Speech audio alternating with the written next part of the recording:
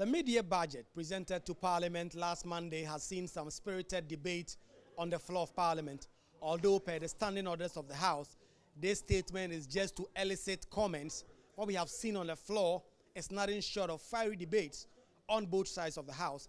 They've been debating the statement for some time now, and today MPs debated for the last time. We first heard from MP for North Tongue, Samuel Okujeto-Ablakwa, who raised the matter of sanitary pads and asking why Finance Minister Ken Ofori-Atta did not remove the taxes on pads in the mid-year budget review.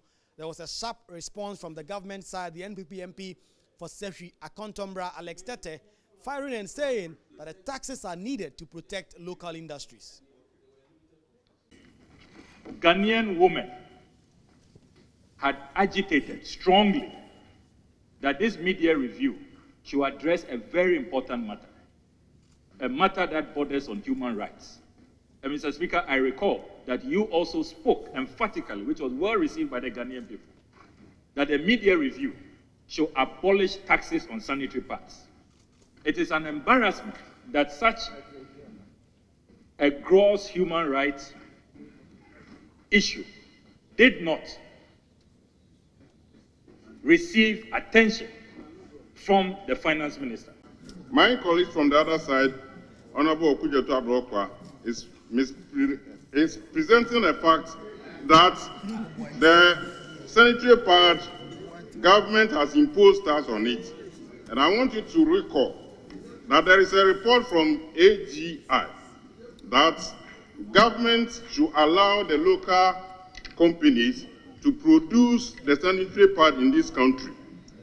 And Mr. Speaker, these two companies are Sanda Industry and Fanning Industries. Mr. Speaker, if you compare the price from the foreign sanitary pad, as I speak, it's 15 Ghana cedis per one. The local companies are preparing or producing this particular sanitary pad at the cost of 11 cedis. And I want to ask Honorable Ablakwa, should we actually collapse the local industries in this country?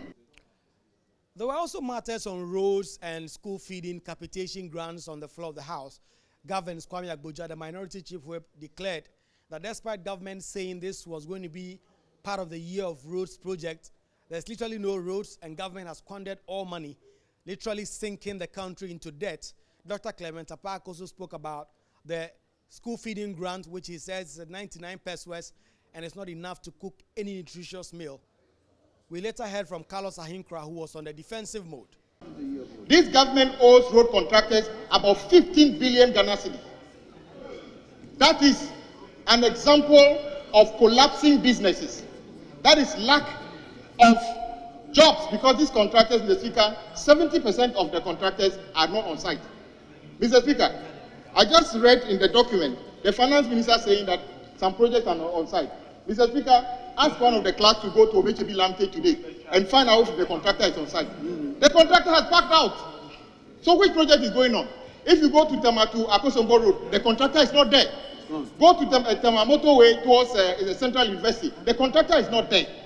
So which project at all is going on as we are talking about? We are in a terrible state. What the minister is telling us is that he should be applauded for increasing the feeding grant in terms of the nominal value from 97 pesos to 99 pesos.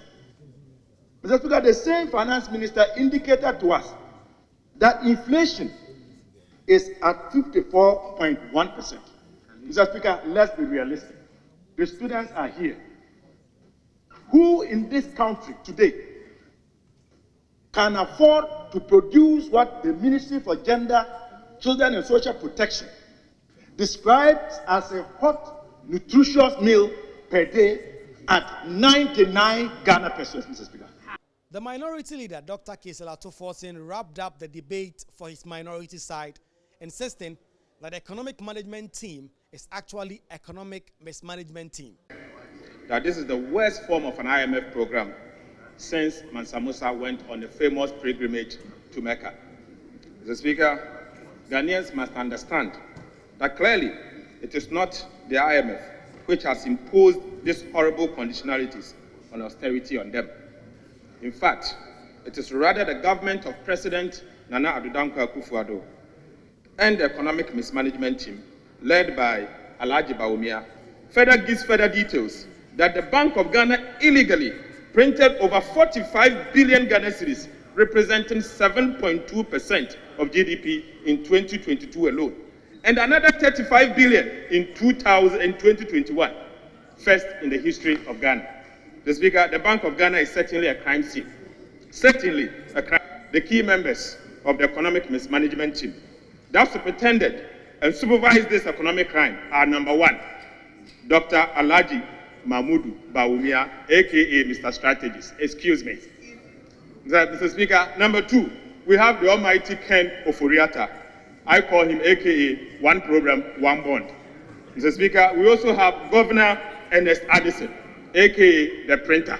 But then was the time for the majority leadership to conclude the debate. Osei Chairman Sabonsu has not been in the House today, so the baton fell to his deputy, Alexander Afenyo-Markin, who stoked controversy in the House when he said the NDC minority female MPs did not have courage to comment on the matters presented by the Finance Minister.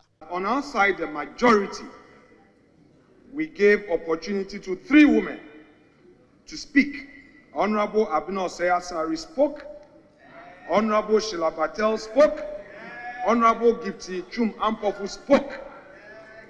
Of the 20 women from the minority side, none of them had an opportunity to comment on this statement. None of them. We have lawyers, we have development specialists, we have social activists. No woman from the minority side had the courage to speak, to comment on this matter. Well, this was not something the minority in the House was going to let slide. My colleague was given the opportunity to speak. He started by saying that no woman on the minority side had the courage. Mr. Speaker, if you respect women, you will not speak about that, about women like that. There are courageous women here. So, Mr. Speaker, it is wrong, and I encourage you to withdraw that statement. Please, let me, how can I listen to all of you at the same time?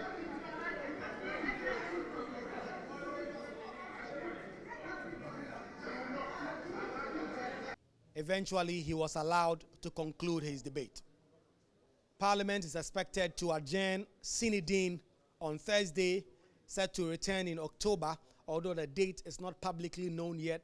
MPs have been sitting late into the night, and this media budget review has served as the last major business that they have taken before going on break.